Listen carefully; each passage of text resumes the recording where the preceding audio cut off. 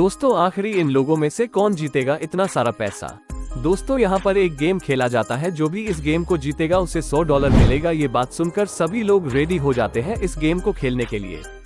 ये बम्बू में चलकर उसी साइड जाना होता है जिस साइड पैसा रखा हुआ है। फिर सभी लोग एक एक करके ये बम्बू पर चलने लगते हैं, लेकिन कोई भी उस पार जा नहीं पाता।